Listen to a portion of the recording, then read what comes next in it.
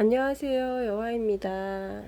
예, 오늘 아이하고 센 초등수학 2학년 1학기, 그러니까 지금 2학기잖아요. 그런데 이 1학기 문제집을 아직 못 끝낸 거예요. 그래서 이 1학기 문제집을 아이랑 보고, 음, 이 1학기 문제집하고 이 수학책하고 조금 학교에서 하는 수학책하고 조금 비교하는 영상을 좀 찍어 보려고 이렇게 합니다. 자, 다 비교해 볼 수는 없고, 이렇게 제가 오늘 아이하고 한 부분을 이제 봤거든요. 책하고. 그러니까 어떻게 틀린지를 조금 보여드리도록 할게요. 오늘은 3단원, 여기 3단원에 여기 덧셈과 뺄셈 부분을 지금 아이가 풀었던 문제를 이제 아이가 혼자 풀고 제가 채점을 해서 틀린 부분만 이렇게 이제 맞춰봤는데, 아이가 제가 설명하는 부분을 조금 찍어볼까라는 생각을 했는데, 이게 이 수학책이나 수학 익힘처럼 답이 빨리빨리 나오지가 않아요. 이게 이제 틀린 문제들이 조금 얘가 어렵고 이러다 보니까, 그래서 이거를 이제 많이 시간이 걸리기 때문에 찍기는 좀 곤란할 것 같다라고 생각을 해서 찍지는 못했고, 제가 이제 비교를 해보면 이게 수학책이죠. 이제 학교에서 배우는 수학책이에요. 그리고 지금 이제 덧셈과 뺄셈 부분이 이제 여기 나오는데, 아마도 이 2학년 1학기 과정 중에서 가장 어려운 부분은 여기 덧셈과 뺄셈이 이제 뺄셈이 두 자릿수 더하기 한 자리. 이거 너무 쉽죠. 받아올림이 있는 거. 이건 쉬워요. 이제 두 자릿수 더하기 두 자리도 받아올림이 있다라는 걸 이제 설명하는 거니까 이것도 뭐 어렵지 않게 아이들이 할 수 있어요. 여기도 마찬가지고. 근데 여기서 어려운 건 이제 모든 어머님들이 정말 이걸 이렇게 해야 하나, 글쎄요. 뭐 안 그러신 분들도 계시겠지만, 저도 여기 부분을 지금 세 아이를 다 이렇게 하면서 이걸 이렇게 꼭 해야 하나? 라는 생각을 정말 수도 없이 했던 것 같아요. 그런데 어찌됐든 이 교과서에는 또 이렇게 나와요.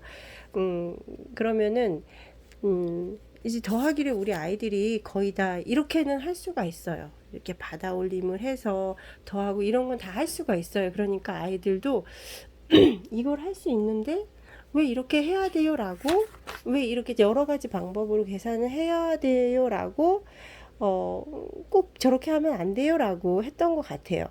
그래서,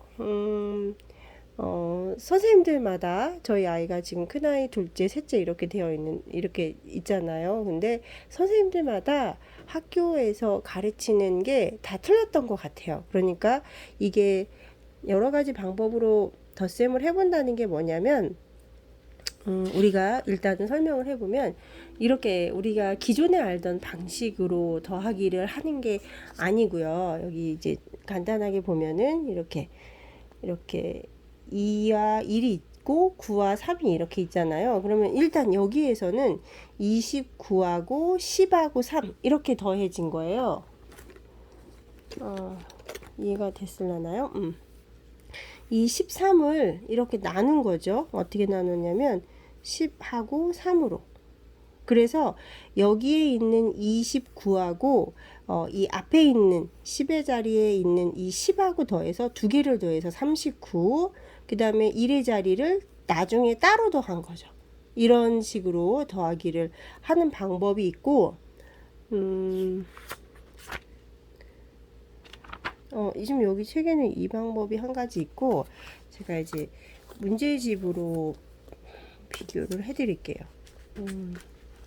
그리고 또 다른 방법으로는 또 뭐가 있냐면, 여기서 이렇게, 여기는 나와 있지 않지만, 저희 아이가 한 걸 보면, 이게 18 더하기 27이라는 숫자가 있잖아요. 그럼 여기서 첫 번째 방법은 이 18은 그대로 있고 여기 지금 27을 20과 아니지 2와 25로 나눴네요. 2와 25 2와 25로 나눈 이유는 이렇게 둘이 더했을 때 끝자리가 이제 이 8의 짝꿍수가 되면 20이 금방 되잖아요. 그래서 이 27을 2와 25로 나눈 거예요. 그래서 얘네 둘을 20을 만들고 그 다음에 나머지 25를 더해서 45가 되는 방법이 있고, 또 이거는 아까 이쪽에서 설명했던 방법대로 이 여기 있는 18하고 20이죠. 이거 27을 20과 7로 나눠 가지고 얘네 둘이 더하면 38이고 38에 7을 더해서 45 이런 방법이 있고요. 이 방법은 얘가 지금 18하고 7을 먼저 더하고 20을 더해네. 이 방법은 얘가 18하고 여기 있는 1의 자리 똑같이 이거는 똑같은 방법인데 뒤에 있는 1의 자리를 먼저 더하고 그 다음에 20을 더한 방법이 있고, 또 여기는 지금 이렇게 18을 나눴어요. 아까는 여기 뒤에 있는 27 뒤에 있는 자리를 이렇게 얘네를 10의 자리 몇십으로 떨어지게 만들었다면 이번에는 여기 있는 27을 그대로 두고 이걸 더했을 때 몇십으로 되게, 그래서 27 더하기 30을 하면 딱 30이 27 더하기 3을 하면 30이 되잖아요. 여기에다가 이제 18을 3하고 15로 나눠서 30에다 15를 더해서 45가 되게.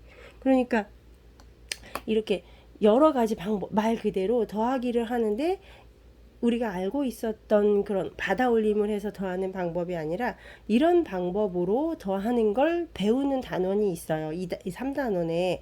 그리고 마찬가지로 여러 가지 뺄셈을 해볼까요? 라고 하는 부분에서도 여러 가지 뺄셈을 우리가 알고 있던 식으로 받아내림을 해서 하는 방법이 아니라 뭐 이제 10의 자리를 먼저 빼준다든가 1의 자리를 먼저 빼준다든가 뭐 이런 식으로 해서 하는 방법들이 이렇게 교과서에 나오는데 이거를 이렇게 이해를 잘 못하더라고요. 더하기 빼기는 그냥 해도 왜 이렇게 하는지 뭐 이렇게 그러니까 복잡하고 이러니까 힘들어하는 것 같아요. 그래서 학교에서도 제가 보니까 선생님들마다 어떤 선생님은 이제 저희 아이를 포함한 그 학년의 아이들이 이거를 좀 이해를 못한다 그러면 교과서 여러 가지 방법대로 하지 않으시고 뭐 이를테면 두 가지, 이를테면 뭐 간단하게 그냥 소개만 하고 넘어가는 식으로 하시지 이거를 막 다 이해시키려고 하지 않으셨던 것 같아요. 선생님들 세 분, 저희 아이들 3명을 다 보니까 그래서 이 단원이 정말 아주 아이들을 힘들게 하는 단원이고요. 그러면 이제 제가 이제 얘기를 하고 싶었던 부분은 또 뭐냐면 이렇게 이제 이 부분을 하고 여기에 해당하는 지금 수학 익힘이 44, 45쪽이잖아요. 그러면은 44, 제가 이제 아이 걸 보니까 아이가 안 했더라고요. 학교에서 그냥 그러니까 넘어간 것 같아요. 44, 45. 아니 44? 여긴 했구나. 이렇게 44, 45 이렇게 넘어갔어. 그러니까 이렇게 계산하는 방법들이 이렇게 나오고, 제가 오늘 또 얘기를 하고 싶었던 게 80, 81조 이렇게 학교에서 제가 전에도 영상에서 얘기한 것처럼 이렇게 여기 한쪽 여기 한쪽 하면 여기 해당하는 수학 익힘이 56, 57 이렇게 나온다고 했잖아요. 그러면은 이제 이거를 1시간에 하거나 아니면 뭐 쉬우면 이렇게 뒷페이지까지 해서 여기 한쪽 또 여기 한쪽 하고 여기 해당하는 부분을 이제 이렇게 또 수학 익힘으로 한다고 얘기를 했는데, 제가 이제 오늘 아이랑 문제를 풀어보면서 아이가 이 부분을 되게 어려워 하더라고요. 이 어떤 수. 그러니까 어떤 수라는 게 지금 여기가 뭐냐면 네모로 표현되는 거죠. 데려온 토끼의 수를 네모를 사용하여 덧셈식으로 나타내어 보세요. 그러면은 여기 몇 마리가 있었는데 이제 여기서 이제 윗부분을 봐야 이해가 되겠어요. 다른 동물원에서 토끼를 몇 마리 데려왔어요. 토끼가 모두 9마리가 되겠네요. 이렇게 얘기했을 때 지금 여기 원래 몇 마리가 있죠. 몇 마리가 있고 여기에 이제 몇 마리를 데리고 오니까 총 9마리가 되었다라고 하면 굉장히 간단하잖아요. 6 더하기 네모는 9 이렇게. 그러면 얘는 이렇게 지금 여기 두 가지를 썼는데 6 더하기 네모는 9 이 식을 만들어야 되잖아요. 그러고 나서 이 네모는 그러면 9에서 6을 빼면 3이다 라는 게 나오는데 이거를 아이가 좀 어려워하는 것 같아요. 여기도 마찬가지로 다람쥐들아 도토리가 15개 있어. 오늘은 도토리를 몇 개 줄까?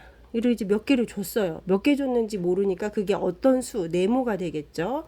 그럼 도토리가 8개 남았네. 남은 것은 내일 줄게 라고 했을 때 식을 보면 총 15개가 있었고 여기서 몇 개를 줬는지 모르는데 몇 개를 주니까 8개가 남았다 이렇게 되는 거잖아요. 그래서 총 15개에서 네모를 빼면 8개가 된다. 그러면 이 네모는 어떻게 구하냐? 네모는 15 빼기 8을 해서 구한다 이거잖아요. 그러니까 물론 이제 잘하는 친구들은 뭐 이제 어렵지 않게 하겠지만 좀 힘든 친구들은 이런 걸 이해를 잘 못하는 거죠. 15에서 왜 네모를 빼고 이렇게 하는지 이해를 잘 못하는 부분들이 있어요. 그리고 여기에 해당하는 부분이 이제 56쪽, 57쪽이잖아요. 그러면은 여기 이렇게 나와 있어요. 수학 익힘에 보면은 여기 지금 네모 안에 알맞은 수만큼 이제 동그라미 이제 이거를 그리고 네모 안에 수를 써 넣으세요 라고 되어 있고 여기 총 맨 처음에 12마리였는데 20마리가 됐어.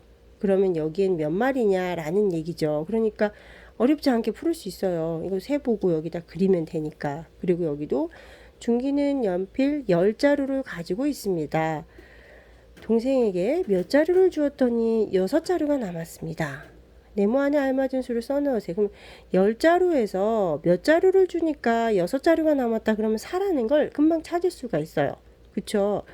근데 제가 애들이 제가 지난번 영상에서도 아이한테 문제를 다 읽게 했고 오늘도 아이가 이제 수학 문제를 풀 때 보니까 문제를 잘 읽지 않는 것이 잘못되었구나라는 걸 생각했어요. 그러니까 문제를 잘 읽어야 그 문제에 맞춰서 문제를 풀 수가 있는데 뭐 빨리 풀고 다른 걸 하고 싶은 그런 생각이겠죠. 그래서 문제를 잘 읽지 않는 것 같아요. 그래서 이런 수학 문제 저학년에서는 이렇게 수학 문제를 풀때 고학년도 당연히 마찬가지입니다. 그러니까 저학년부터 문제를 이렇게 잘 읽어 나가는 연습을 하는 게 중요하겠구나라는 생각을 했어요. 여기도 마찬가지로 이렇게 그림을 보고 총 길이가 나와 있고 여기가 15cm면 여기는 몇 cm겠냐 그러면은 뭐 15 더하기 네모는 27이다 라는 식을 만들거나 27 빼기 15는 아니지 이게 이거 두 개 더해서 이게 되거나 27 빼기 15는 네모가 되거나 그렇게 해서 구할 수가 있고 여기도 마찬가지예요. 24와 여기 어떤 수의 합이 29이다. 그러면은 29에서 24 빼는 게 어렵지 않잖아요. 그리고 귤 15개 중 친구에게 몇 개를 주었더니 3개가 남았습니다. 친구에게 준 귤은 몇 개인지 보면 15개에서 몇 개를 주니까 여기는 빼먹었네요. 3개가 남았습니다. 할 때는 15개에서 3개 빼면 12가 남죠. 제가 이제 얘기하려고 하는 이게 수학과 수학 익힘 제게 수준이에요. 그런데 저희 아이가 이제 풀고 있는 문제집이 지금 아까 처음에 보여줬던 이 센 문제집이에요. 그러니까 이 센 문제집에 대해서 뭐 문제집은 종류가 굉장히 다양하니까 뭐 어떤 걸 선택하시든지 이제 차이가 있겠죠. 문제집의 종류별로. 근데 저는 1학년 때는 문제집을 연산 문제집을 풀리고 교과 문제집은 별도로 안 시킨 것 같아요. 그런데 2학년이 돼서 이제 교과 문제집이죠. 이게 연산 문제집이 아니니까 교과 문제집을 이제 사서 풀리는데 이 센 문제집을 문제가 너무 질리도록 많다. 그래서 싫어하시는 부모님들도 있고 아이들도 조금 싫어하는 아이들도 있을 거예요. 그런데 저는 반면에 아이가 조금 풀 게 많으니까 싫어하기는 하지만 또 반대로 생각하면 풀 게 많기 때문에 또 좋은 장점이기도 해요. 그래서 저는 이 문제집을 선호하고 이제 제가 이 문제집을 골랐는데 이 문제집에 여기 해당하는 부분이 덧셈과 뺄셈 부분이에요. 이제 이 부분에 대해 여기 이 문제집에 대해서도 잠깐 설명을 하자면 이제 이렇게 기본 A라고 해서 기본 다잡기 이제 아까 배웠던 교과서에서 나왔던 그런 개념이 이렇게 나와 있어요. 아까 나와 있었죠. 그러면 여기 부분은 기본 다잡 A 단계예요. 그래서 여기 부분은 문제가 쉬워서 다 맞아요. 여기까지는. 그리고 이제 이렇게 넘어가는 비유형 뽀개기 이렇게 되어 있죠.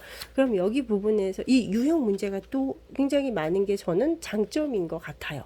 아까 여기 교재나 수학 익힘을 봤지만 문제가 많지가 않아요. 그쵸? 그래서 이런 교과 문제집에는 문제가 많이 있기 때문에 제가 이제 문제집을 풀리고 있는데 여기 보면 이렇게 문제가 있죠. 그러면 여기 비유형도 뭐 틀리는 것도 있지만 맞는 것도 있어요. 그럼 이제 비유형이 있고 그 다음이 지금 이제 비유형 문제가 많죠. 이게 몇 문제까지? 41문제까지 있어요. 그리고 이제 C유형 응용 도전하기라고 되어 있는데 이 부분이 이제 C단계죠. C단계가 문제가 이 문제집에서는 제일 어려운 문제집이에요. 그래서 뭐 이렇게 동영상도 되어 있다고 하는데 아이들이 동영상을 찾아보지는 않았고요. 뭐 아직은 그냥 제가 설명을 해줘서 하는데 많이 틀렸어요. 그러니까 많이 틀려서 다시 푸는 거고 그 다음에 이제 이렇게 되어 있어요. 근데 제가 이제 보여주려고 하는 게 여기 해당하는 부분 C 단계가 아니고 B 단계인데도 불구하고 문제가 이런 문제들이 있어요. 여기서 보면은 아까 어떤 수 나왔던 개념이 자 이렇게 아까는 이런 식이었잖아요. 수학 익힘이 굉장히 간단한 수준. 그런데 문제집에서는 이렇게 보면 이렇게 네모 안에 들어갈 수 있는 수를 모두 찾아 0표 하시오 라고 되어 있어요. 그러면은 33 빼기 네모는 26보다 작다. 그런데 저희 아이가 보니까 이 기호에 대해서 또 여기가 작은지 아니면 여기가 큰지도 헷갈리고 있는 것 같고 그리고 이게 작다고 되어 있음에도 잘 구분을 못 하더라고요. 그래서 이렇게 이거는 26에서 이제 어떤 수를 뺐을 때 33에서 어떤 수를 뺐을 때 26보다 작아야 되는 거죠. 근데 이걸 또 잘못 이해해서 이제 이렇게 했는데 이런 문제집. 그러니까 이런 문제가 있고 또 여기서도 0에서 9까지의 수 중에서 네모 안에 들어갈 수 있는 수를 모두 구하시오 라고 되어 있어요. 그럼 여기도 90에서 4네모, 40 몇이겠죠. 뭐를 뺐는데 47보다 크다. 47보다 작지 않고 크다. 라고 하는 문제가 있으면 여기서 47에서 40 몇을 뺐을 때 큰지를 이제 구하는 문제예요. 그런데 답이 0, 1, 2인데 내가 다시 풀었는데도 1, 2는 또 구했는데 0은 못 구했더라고요. 그러니까 여기서 문제가 또 이렇게 되어 있으니까.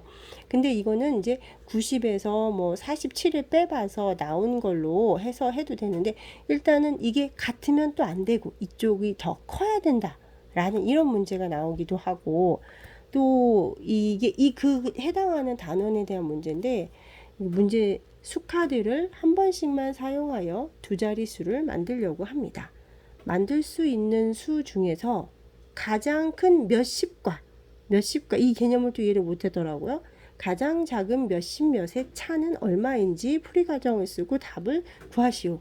그러면은 어른들도 이거를 한번 보면 이게 어떻게 푸는 거지라는 고민을 하실 수도 있을 것 같아요. 그러니까 이걸 보면은 이제 일단은 여기 밑에 있는 카드를 이용해서 숫자를 만드는데 이제 여기서는 여기 굵은 글씨로 되어 있는 가장 큰 몇십이라는 건 두 자리 수인데 뒤에는 0으로 끝난다는 거죠. 그럼 여기서 상으로는 이제 80이 되는 거고, 가장 작은 몇이라고 하면 몇이잖아요. 그러니까 두 자리 수인데 여기는 0이 아니라 숫자 두 개가 다 숫자가 온다라는 거죠. 그럼 여기서 가장 작은 거로는 0이 올 수가 없죠. 0이 오게 되면 몇이 아니라 그냥 몇이 되니까. 그러면은 가장 작은 게 4니까 여기 앞에가 4가 오겠고, 여기 뒤에는 0이 오면 몇십이 되니까 몇십 했으니까 45가 되겠죠. 그래서 이렇게 여기 가장 큰 수는 80. 그러니까 이렇게 해서 이제 구하는 문제인데, 그러니까 제가 이제 얘기하려고 했던 게 수학 익힘이나 수학 책에서는 이렇게 어려운 문제가 나오지가 않아요. 이건 지금 B단계예요. C단계가 아니에요. C단계는 더 어려웠던 것 같아요. 뭐 여기 아까 이런 문제가 지금 그거와 유사한 문제인데, 이게 이제 어떤 수 나와 있는 부분이죠? 어떤 수? 여기는 또 이렇게 3 기역 더하기 니은 디귿은 64다. 그러면 여기 니은에 들어가 있는 수는 무엇이고 기역과 디귿에 들어가 있는 수는 무엇이고, 그럼 이제 이거를 다 이렇게 3 네모 더하기 니은 디귿은 64. 그러면 어떤 수가 들어가는지 이제 고민을 해서 해야 되는 건데, 이제 애가 잘 못해 설명을 해줬는데, 이렇게 해서 교과서의 수준이 아니지. 교과서가 그래도 수준이 확 떨어지는 것도 아니죠. 뭐 그 여러 가지 유형의 덧셈과 뺄셈 이런 것들이 있으니까. 근데 아무튼 이 교과서에 나오는 문제만으로는 아이들이 이런 것들을, 제 생각엔 그래요. 아이들이 이런 문제를 다 이해하기에는 너무 적다. 아이들이 이런 걸 응용하고 문제를 받아들이고 풀고 이러기에는 너무 적은 것 같아요. 그래서 이런 것 기본 문제집은 이렇게 이제 풀어줘야 되는 것 같다라는 생각을 했어요.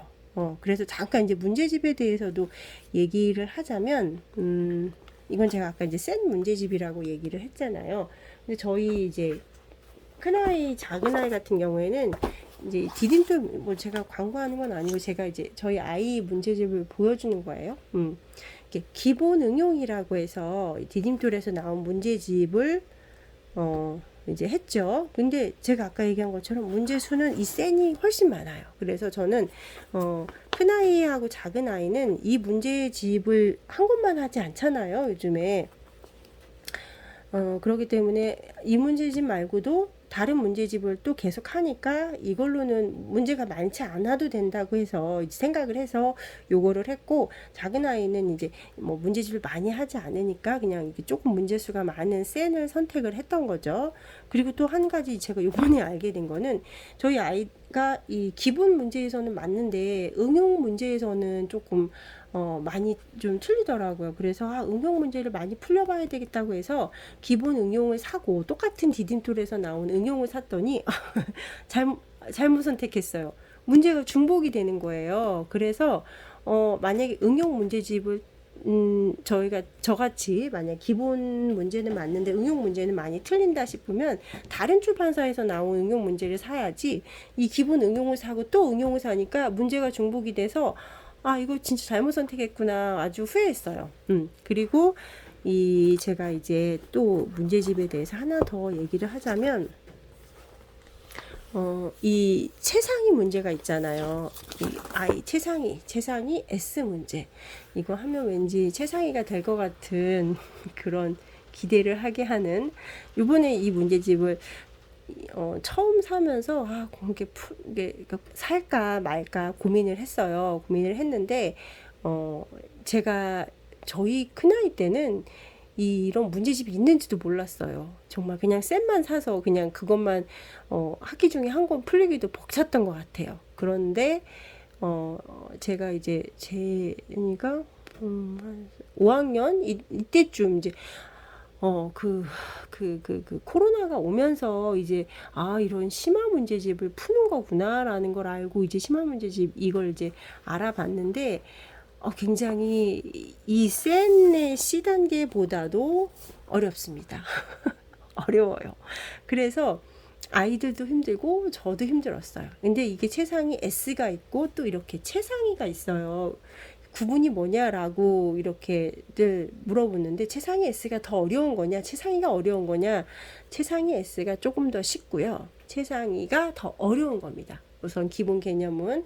그래서 제가 막내 같은 경우에는 그러니까 이 쌤 문제집 하나하고 채상이 문제집을 샀고요.